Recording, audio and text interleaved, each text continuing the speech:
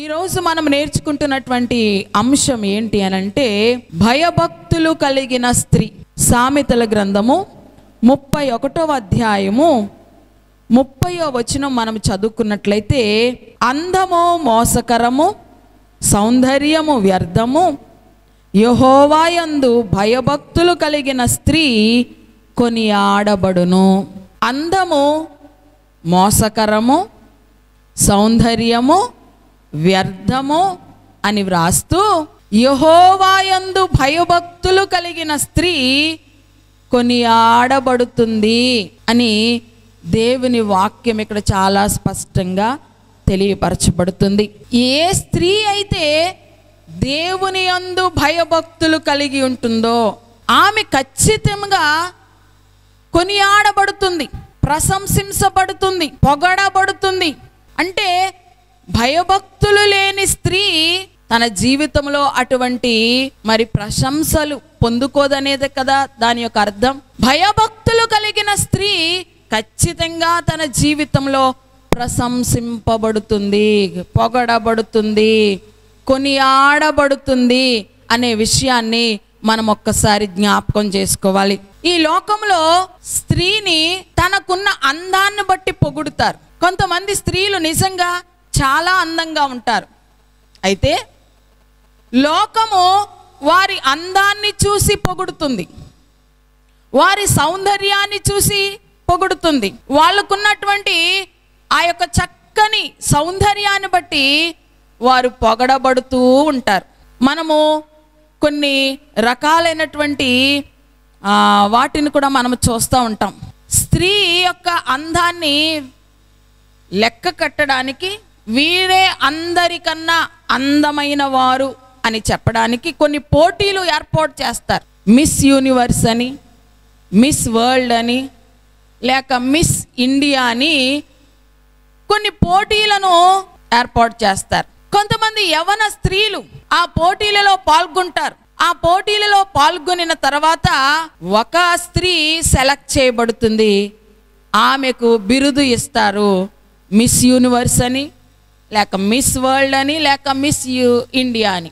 దేనిని బట్టి వారికి ఆ బిరుదు వచ్చింది అనంటే వారి అందాన్ని బట్టి అది వచ్చింది. కొంతమంది వారి అందాన్ని బట్టి పొగడబడతారు, కొంతమంది వారికి ఉన్న హోదాను బట్టి పొగడబడతారు. ఒక మంచి హోదాలో ఉన్నారనుకోండి, ప్రొఫెషనల్ గా ఒక చక్కని జాబ్ లో వాళ్ళు ఉన్నారనుకోండి, లేక వాళ్ళలో కొన్ని లీడర్షిప్ క్వాలిటీస్ కనపడ్డాయి అనుకోండి, దానిని బట్టి వారిని పొగుడుతూ ఉంటారు. ఒకవేళ ఆ స్త్రీకి అందమే ఉండొచ్చు, మంచి హోదాయే ఉండొచ్చు, ప్రొఫెషనల్ గా చక్కని జాబ్ లో ఒక అధికారంలో ఆమె ఉండొచ్చు, లేక ఆమెలో లీడర్షిప్ క్వాలిటీస్ అన్నీ కూడా ఉండొచ్చు. కానీ ఆమె ప్రవర్తన గనక సరిగా లేకపోతే, ఆమె బిహేవియర్ గనక చక్కగా లేకపోతే ఏం చేస్తారు? అందాన్ని బట్టి పైకి ఎదురుగా వాళ్ళ ముందుగా పొగడవచ్చేమో కానీ వెనక్కి వెళ్ళి ఏమంటారు? వాళ్ళ చెడ్డ బిహేవియర్ని బట్టి వారి గురించి చెడుగా మాట్లాడుకుంటారు. వెనకాలకు వెళ్ళి వారిని దూషిస్తారు కూడా మరి కొంతమంది. దేవుని యొక్క వాక్యం ఇక్కడ ఆ వచనం ప్రారంభంలో ఏమంటుంది అనంటే, అందము మోసకరం.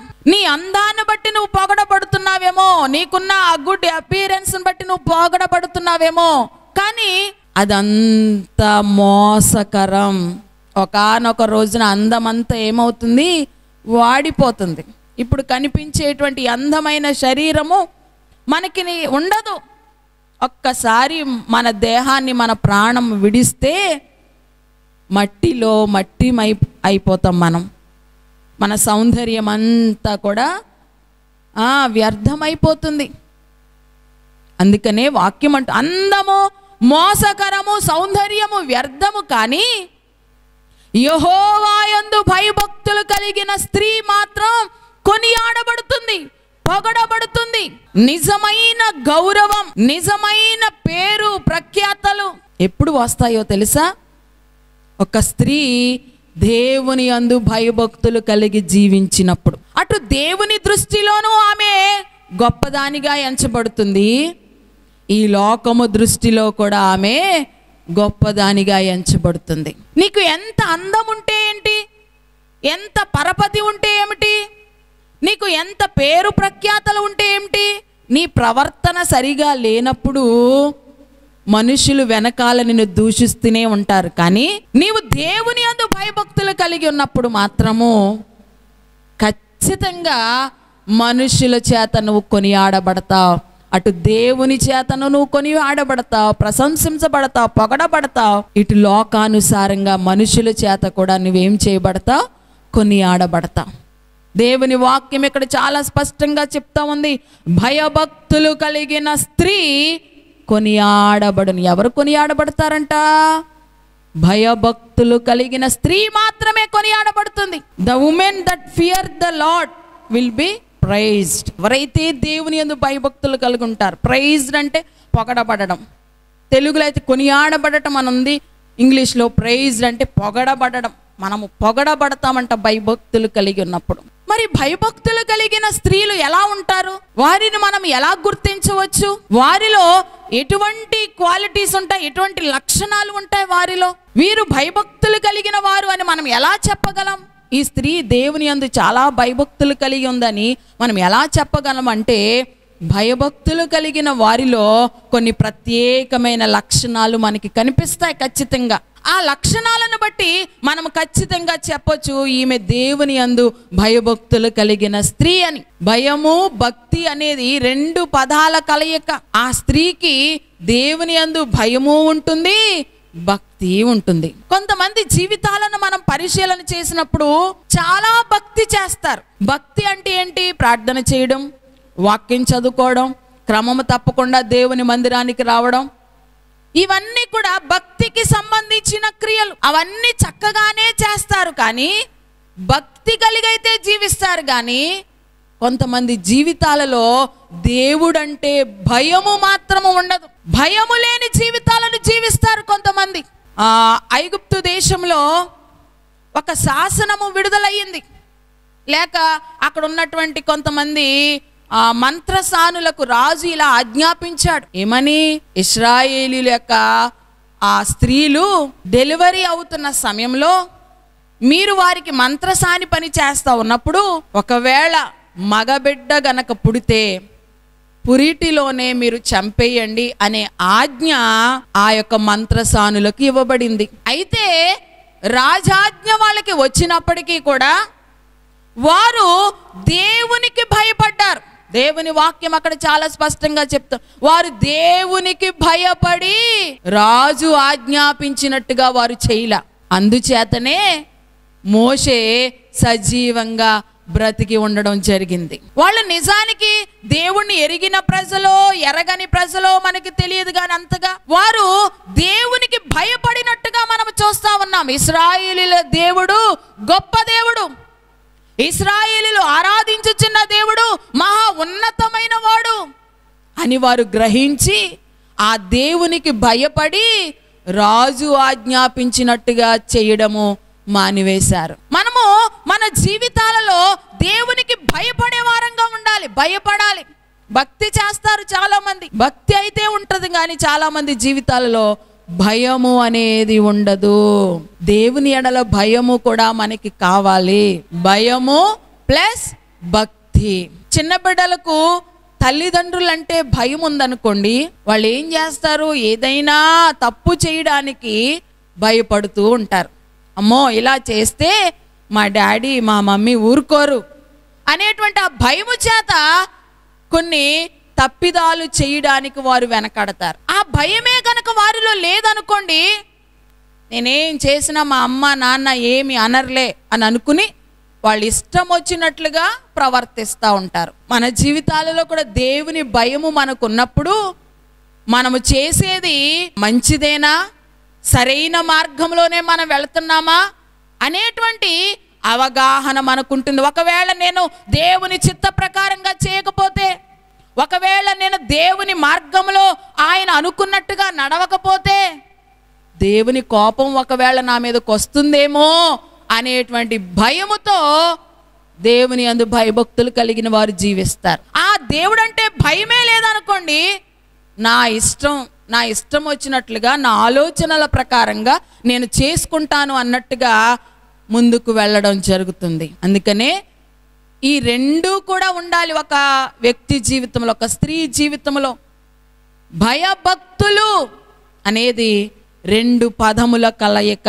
మనము దేవుని ఎడల భయము కలిగి ఉండాలి, భక్తి కలిగి ఉండాలి. అయితే ఆ భయభక్తులు మనలో ఉన్నాయి అని ఎలా తెలుస్తుంది? భయభక్తులు కలిగిన వారిలో ఎటువంటి లక్షణాలు ఉంటాయి అని మనం ఆలోచన చేస్తే, వారిలో ఉండేటువంటి మొదటి లక్షణం ఏంటంటే they will depart from evil అని ఉంది. అంటే వాళ్ళు చెడుతనము నుండి వేరైపోతారు. ముందుగా డిపార్ట్ అంటే వేరైపోవడం, చెడుతనము నుండి వేరుగా ఉంటారు. వాక్య భాగాన్ని మనం చూద్దాం. చూడండి, సామెతల గ్రంథము 3వ అధ్యాయము 7వ వచనం. యెహోవాయందు భయభక్తులు కలిగి చెడుతనమును విడిచిపెట్టుము.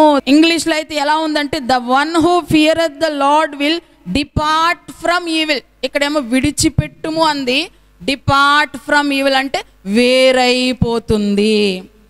దేవుని యందు భయభక్తులు కలిగిన వారు ఫస్ట్ చేసేదేంటో తెలుసా? చెడుతనము నుండి వేరవుతారు. అప్పటి వరకు వారి జీవితంలో చెడుతనం ఉంటుంది, అప్పటి వరకు వారి జీవితంలో చెడు కార్యాలు ఉంటాయి, అప్పటి వరకు వారి జీవితాల్లో పాప సంబంధమైనటువంటి అనేకమైన అసహ్యకరమైన కార్యములు ఉంటాయి. కానీ ఎప్పుడైతే ఆమె దేవుని యందు భయభక్తులు కలిగి ఉంటుందో, దేవుని ఎడల ఆమె మనసు లగ్నం చేస్తుందో, ఫస్ట్ ఆమె ఆ చెడుతనము నుండి దూరం అవుతుంది, చెడుతనము నుండి వేరైపోతుంది. ఏ స్త్రీ జీవితంలోనైనా ఇంకా చెడుతనము ఉంది, ఇంకా పాపము ఉంది, ఇంకా దేవునికి అసహ్యకరమైన కార్యములు మనకి కనిపిస్తున్నాయి అని అంటే ఆమె ఇంకా సరైన విధానంలో దేవుని యందు భయభక్తులు కలిగి లేదు అని మనం అర్థం చేసుకోవచ్చు. భయభక్తులు కలిగిన వారు మొదట చెడుతనాన్ని విడిచిపెట్టేస్తారు, చెడుతనమునకు దూరముగా ఉంటారు, పాపమునకు అసహ్యమైన కార్యములకు దూరంగా ఉంటారు. ఇదే భయభక్తులు కలిగిన వారిలో మొదటి లక్షణం. మనము సామెతల గ్రంథము 8వ అధ్యాయము 13వ వచనంలో కూడా మనము చూస్తే అక్కడ ఏముందో తెలుసా? యెహోవాయందు భయభక్తులు కలిగి, యెహోవాయందు భయభక్తులు కలిగి ఉండుట అంటే ఏంటో తెలుసా? చెడుతనమును అసహించుకొనుటయే. చెడ్డతనమంతా మనలో పెట్టేసుకుని, పాపమంతా మనలో పెట్టేసుకుని, అవినీతి అక్రమము అన్ని మనలో పెట్టేసుకుని, దేవునికి ఆయాసకరమైన క్రియలన్నీ మనలో పెట్టేసుకుని, నేను దేవుని యందు చాలా భయభక్తులు కలదానిని అని చెప్పుకుంటే మనం అబద్ధం చెప్తున్నామని అర్థం. భయభక్తులు కలిగిన వారు చెడుతనాన్ని ఖచ్చితంగా అసహించుకోవాలి. యోబు గురించి ఖచ్చితంగా బైబిల్లో ఒక మాట స్పష్టంగా వ్రాయబడి ఉంది.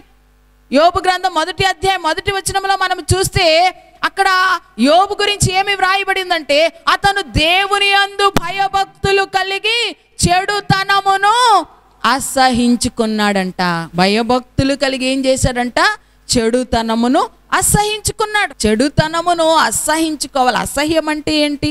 ఎవరైనా మన కళ్ళ ఎదురుగా వామిటింగ్ చేసుకుంటున్నారనుకోండి, వామిటింగ్ అన్న పదం వినగానే మన ముఖాలు వికారం అయిపోతాయి, అసహ్యంగా పెట్టేస్తాం, చీ అన్నట్టుగా. మరి ఆ వామిటింగ్ను మనం చూసినప్పుడు అబ్బా భలే ఉంది అనుకుంటారు ఎవరైనా?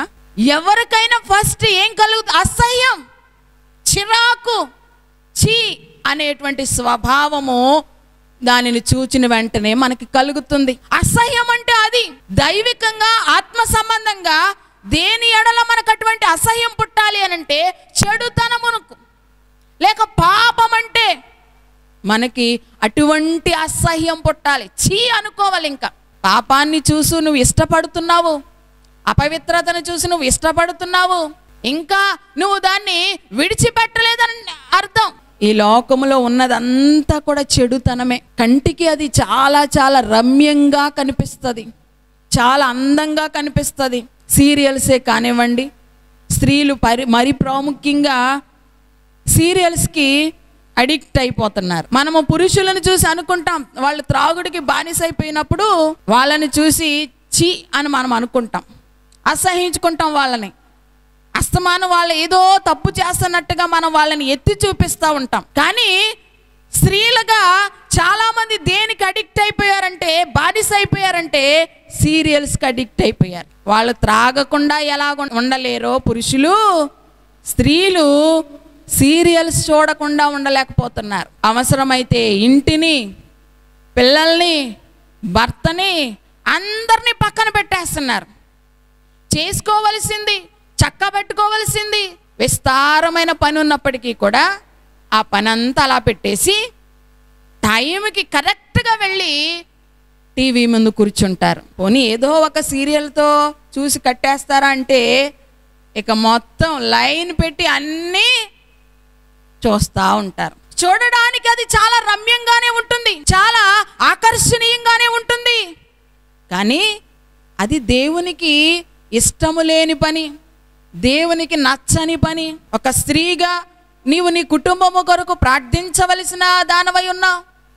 నీ కుటుంబ క్షేమము కొరకు, నీ కుటుంబ ఆశీర్వాదము కొరకు, నీ బిడ్డల కొరకు నీవు మొరపెట్టవలసిన దానవై ఉన్నావు. కానీ నువ్వేం చేస్తున్నావు? మొరపెట్టడం మానేసావు, ప్రార్థించడం మానేసావు. నీ బిడ్డలు ఆశీర్వదించబడాలని, నీ బిడ్డలు దీవించబడాలని ప్రార్థన చేయడం మానివేసి సమయమంతా టీవీ ముందు వ్యర్థము చేస్తా ఉన్నావు. చెడుతనాన్ని అసహించుకోలేకపోతున్నావు. నువ్వు ఆ చెడును విడిచిపెట్టలేకపోతా ఉన్నావు. మరి దేవుని ఆశీర్వాదాలు ఎలా వస్తాయి? నువ్వు దేవుని యందు భయభక్తులు గలదానని ఎలా అనుకుంటున్నావు? నీవు ప్రతి ఆదివారం నేను గుడికి వెళ్ళిపోతున్నాను, చర్చి నేను అసలు మానను, డైలీ నేను ప్రార్థన చేసుకుంటాను, వాక్యం చదువుకుంటాను, కాబట్టి నేను భక్తి గలదానని అనుకుంటే నీ భక్తి వ్యర్థమే. నీవు భయభక్తుల గలదానవి అని అనుకోవాలంటే దానికి తగిన క్రియలు కూడా నీలో కనిపించాలి. మొట్టమొదటిగా చెడుతనమును అసహించుకోవాలి. దేవునికి ఇష్టము లేని వాటిని, దేవునికి నచ్చని వాటిని మనం విడిచిపెట్టేసుకోవాలి, వాటిని మనం అసహించుకోవాలి. అప్పుడే మనము దేవుని యందు భయభక్తులు కలిగిన వారమని అర్థం.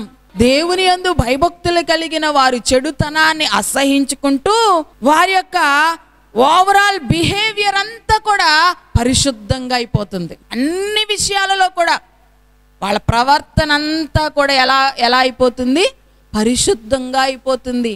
చెడుతనానికి దూరంగా ఉంటారు, చెడుతనాన్ని విడిచిపెడతారు, చెడుతనాన్ని అసహించుకుని వాళ్ళ ప్రవర్తన అంతా కూడా పరిశుద్ధంగా ఉంచుకోగలుగుతారంట. చూడండి, తీతుకు రాసిన పత్రిక 2వ అధ్యాయము 3వ వచనం ఒక్కసారి మనము చదువుదాం.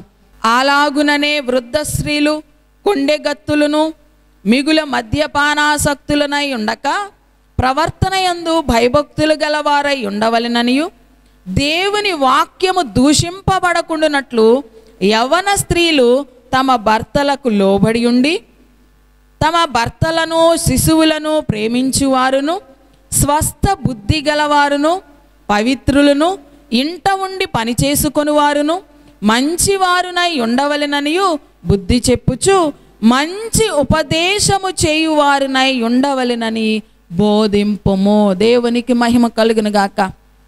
వృద్ధ స్త్రీలకైతే ఇక్కడ ఏం చెప్తున్నారు? కొండెగత్తులుగా మీరు ఉండొద్దు, మిగుల మద్యపానాశక్తులుగా మీరు ఉండవద్దు. దేవుని వాక్యంలో వ్రాయబడిందంటే ఇది ఖచ్చితం. వృద్ధాప్యంలో ఉన్న స్త్రీలు ఏం చేస్తారంట? కొండెగత్తులుగా ఉంటారంట. అంటే ఇక్కడివి అక్కడ, అక్కడివి ఇక్కడ చెప్తూ ఉంటారు. అలా ఉండకూడదు. దేవుని యందు భయభక్తులు కలిగిన వారు కొండెగత్తులుగా ఉండక, మిగుల మద్యపానాశక్తులుగా ఉండక. కొంతమంది స్త్రీలు కూడా మద్యపానము సేవించేవారు ఉంటారు. అలా ఉండకూడదు అని ఇక్కడ వాక్యం జ్ఞాపకం చేస్తుంది. అయితే యవన స్త్రీల దగ్గరకు వచ్చేసరికి మాత్రము దేవుని వాక్యము దూషింపబడకుండునట్లు యవన స్త్రీలు తమ భర్తలకు లోబడి ఉండాలి, తమ భర్తలను శిశువులను ప్రేమించువారుగా ఉండాలి. స్వస్థ బుద్ధి అంటే మంచి బుద్ధి, ఆరోగ్యకరమైన బుద్ధి కలిగి ఉండాలి, పవిత్రులుగా ఉండాలి, ఇంట ఉండి పని చేసుకునేవారుగా ఉండాలి. ఇంకా అంటుంది కదా, మంచి ఉపదేశము చేయువారై ఉండాలి. అంటే వాళ్ళు సమస్త విషయాలలో కూడా, ప్రతి విషయంలో కూడా వారిలో పరిశుద్ధత మనకు కనిపిస్తుంది, వారిలో ప్రత్యేకత మనకు కనిపిస్తుంది. భర్తలకు లోబడే విషయంలోనే కానివ్వండి, భర్తలను బిడ్డలను ప్రేమించే విషయంలోనే కానివ్వండి, వారి యొక్క బుద్ధిని ప్రదర్శించే విషయంలోనే కానివ్వండి, ఒక ఉపదేశము చేసే విషయంలోనే కానివ్వండి, అన్ని విషయాలలో కూడా మంచి వారిగా వారు కనిపిస్తారు. చెడుతనమును అసహించుకొనుటయే యెహోవా యందు భయభక్తులు కలిగి ఉండుట. దేవుని యందు భయభక్తులు కలిగిన స్త్రీలో ఉండవలసినటువంటి మొదటి లక్షణము చెడుతనమునకు దూరంగా ఉండాలి. చెడుతనమును పూర్తిగా విడిచిపెట్టాలి. చెడుతనమును అసహించుకోవాలి. పాపమునకు, చెడుతనమునకు నీలో చోటు ఉండకూడదు. మగ్దలేనే మరియను మనం చూస్తాం బైబిల్ గ్రంథంలో.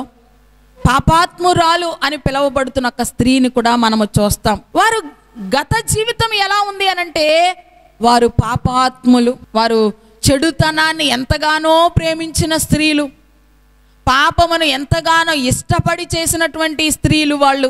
మనందరికీ తెలుసు మగ్దలేనే మరియా గురించి, పాపాత్మురాలు అని వ్రాయబడిన ఆ స్త్రీ గురించి. వాళ్ళందరి చేత కూడా పాపాత్ములు అనే పిలువబడుతున్నారు. వారికంటూ ఒక ప్రత్యేకమైన పేరు ఇక్కడ ఇవ్వబడలేదు కానీ, వ్రాయబడలేదు కానీ, పాపాత్మురాలు అని వ్రాయబడుతుంది. కానీ ఎప్పుడైతే వారు దేవుని దగ్గరకు వచ్చారో, యేసయ్య దగ్గర తమ పాపములను ఒప్పుకుని వారు పశ్చాత్తాపపడ్డారో, వారి జీవితాలలోనే ప్రత్యేకమైన మార్పు మనకు కనిపించింది. మరి ఎన్నడూ కూడా ఆ చెడుతనము వైపు వారు చూచినట్లుగా మనము వాక్యములో చూడలేదు. మగ్దలేనే మరియా, ఆమె కూడా ఒక వేశ్య లాంటి జీవితం అని చెప్పుకోవచ్చు. కానీ యేసుక్రీస్తును అంగీకరించిన తర్వాత మరి ఎన్నడూ ఆ పాపం వైపు ఆమె చూడలేదు. యేసుక్రీస్తు చనిపోయి తిరిగి లేచిన తర్వాత ఆయనను మొట్టమొదట చూచిన స్త్రీగా ఆమె నిలిచిపోయింది. ఎంత గొప్ప ధన్యతో చూడండి, ఎంత గొప్ప ధన్యతను ఆమె పొందుకున్నారంటే ఆమె పరిశుద్ధమైన ప్రవర్తనయే. కనుక భయభక్తులు కలిగిన వారిలో ఉండేటువంటి మొదటి లక్షణం ఏంటంటే చెడుతనమునకు దూరంగా ఉంటారు, చెడుతనాన్ని అసహించుకుంటారు. దానిని బట్టే మనము చెప్పొచ్చు, ఏ స్త్రీ అయితే చెడుతనానికి దూరంగా ఉంటుందో, పాపమునకు దూరంగా ఉంటుందో, వారిని చూసి మనం ఖచ్చితంగా చెప్పొచ్చు, ఈమె దేవుని యందు భయభక్తులు కలిగిన స్త్రీ అని. రెండవ లక్షణం మనం చూద్దాం. చూడండి, రెండవ లక్షణం ఏంటంటే షీ విల్ బ్రైడ్లెత్ హర్ టంగ్, అంటే తన నోటికి కళ్ళెము పెట్టుకుంటుందంట. యాకోబు రాసిన పత్రిక 1వ అధ్యాయము 26వ వచనం మనము చదువుకుందాం. ఎవడైనను నోటికి కళ్ళెము పెట్టుకొనక తన హృదయమును మోసపరుచుకొనుచు భక్తి గలవాడనని అనుకొనిన ఎడల వాని భక్తి వ్యర్థమే. ఎవరైనా సరే నోటికి కళ్ళెము పెట్టుకోకుండా నేను భక్తి గలవాడను, భక్తి గలదానను అని అనుకుంటే వాని భక్తి అంతా కూడా వ్యర్థమే. దేవుని వాక్యం ఇక్కడ చాలా స్పష్టంగా చెప్తా ఉంది. భయభక్తులు కలిగిన స్త్రీ కొనియాడబడుతుంది కదా. మరి భయభక్తులు కలిగిన స్త్రీలో ఉండవలసినటువంటి రెండవ లక్షణం ఏంటో తెలుసా? ఆమె ఖచ్చితంగా తన నోటికి కళ్ళెము పెట్టాలి. స్త్రీలు సాధారణంగా చాలా చాలా ఎక్కువగానే మాట్లాడతారు కదా, చాలా ఎక్కువగా మాట్లాడతారు. 100 మంది మగవాళ్ళున్నా అక్కడ పెద్ద గొడవేమి మనకు వినిపించదు. కానీ 2 ఆడవాళ్ళు ఉంటే చాలు, ఎంత గట్టి గట్టిగా మాట్లాడుకుంటారో, ఎన్నెన్ని సంభాషణలు చేసుకుంటారో అందరికీ తెలిసిన విషయమే. సాధారణంగా స్త్రీలు చాలా ఎక్కువగా మాట్లాడతారు, అవసరానికి మించి మాట్లాడతారు, తమకు సంబంధం లేని వాటిలో కూడా కల్పించుకుని మరీ మాట్లాడతారు. తెలియని వ్యక్తులతో కూడా చక్కగా పరిచయం చేసుకుని మరీ మాట్లాడగలిగిన చక్కని చాకచక్యము స్త్రీలలో ఉంది. స్పీడ్గా కూడా మాట్లాడతారు. ఆలోచించి మాట్లాడేదానికన్నా ప్రతిదానికి కూడా స్పీడ్గా ప్రత్యుత్తరం ఇస్తారు. ఎదుట వ్యక్తికి దాని వలన బాధ కలుగుతుందేమో, ఎదుట వ్యక్తి దాని వలన నొప్పించబడతారేమో అనేటువంటి ఆలోచన లేకుండా త్వరపడి మాట్లాడుతూ ఉంటారు ఎక్కువగా. భయభక్తులు కలిగిన స్త్రీ మాత్రం ఖచ్చితంగా ఏం చేయాలంట? తన నోటికి కళ్ళెం. గుర్రాలకి, కొన్ని పశువులకి వేస్తారు నోటికి కళ్ళెం. అంటే అటువంటి తెచ్చుకుని మనం కూడా పెట్టుకోవాలా? ఇప్పుడు అటువంటి గుర్రాలకి వేసే కళ్ళాలు తెచ్చుకుని మనం కూడా తగిలించుకోవాలా ఏంటి? కళ్ళెము పెట్టుకున్నట్టు అంటే ఏంటంటే నోటిని అదుపులో ఉంచుకోవాలి. తెచ్చుకోవాలి. ఊరకనకుండా మాట్లాడువాడంట తనకే హాని తెచ్చుకుంటాడంట. తన నోరు కాచుకొనువాడు తన్ను కాపాడుకొనును అని వాక్యం సెలవిస్తూ ఉంది. నాలిక చాలా ప్రమాదకరమైనది. నోటి వెంబడి జారినటువంటి ఆ మాటను మనము త్వరగా వెనక్కి తీసుకోలేం. మన నోటికి మనము కళ్ళెము వేయాలి, లాక్ వేయాలి. అనవసరమైన వాటితో మనము సంభాషణ చేయకోకుండా అవసరమైన వాటి మట్టుకే మనము మాట్లాడుతూ మన నోటిని మనము అదుపు చేసుకోగలిగితే మనల్ని మనము కాపాడుకున్నట్టే. ఎందుకంటే ఈ నోరు నుంచి వచ్చేటువంటి మాటలు ఎదుట వ్యక్తిని చాలా చాలా గాయపరుస్తాయి. కత్తిపోటు వంటి మాటలు అని ఉంటుంది బైబిల్లో. అంటే కత్తి పట్టుకుని మనం ఒక వ్యక్తిని పొడిచి చంపిన దానికంటే కూడా భయంకరంగా మాటలతో చంపేవారు ఉంటారు. ఆ మాటలతోటే సగము మనిషి కృషించిపోతాడు. అటువంటి కత్తిపోటు వంటి మాటలు మన నోట వెంబడి రాకూడదు. నోటిని మనం అదుపులో చేసుకోవాలి. ఇతరులను బాధపరిచే మాటలు మన నోటి వెంట రాకూడదు. నువ్వు మాట్లాడే ప్రతి మాటకు దేవునికి లెక్క అప్పగించాలి. ఒక్కొక్క రోజున ఏదో మాట్లాడేస్తున్నామంటే కాదు కదా. మనం మాట్లాడే ప్రతి మాటకు ఒకానొక రోజున మనం దేవునికి విమర్శ దినమున లెక్క అప్పచెప్పాలి. ఆ మాట కూడా ఎవరో వచ్చి సాక్ష్యం చెప్పరు, నీ నాలుకయే రాసేస్తుంది. నువ్వేమేమి మాట్లాడుతున్నావో అన్నీ కూడా నీ నాలుకయే నీకు సాక్ష్యం. గనుక వ్యర్థంగా మనము మాట్లాడకూడదు, విస్తరించి మాట్లాడకూడదు. ఇక ఇతరులను నొప్పించే విధంగా మనము మాట్లాడకూడదు. సూటిపోటి మాటలు అంటారు కదా, అటువంటి మాటలు మనం మాట్లాడకూడదు. కత్తిపోటి వంటి మాటలు మనం మాట్లాడకూడదు. ఇక కొంతమంది స్త్రీలు వార్తావాహులు అన్నమాట. అంటే ఇక్కడి విషయాలు అక్కడికి, అక్కడి విషయాలు ఇక్కడికి.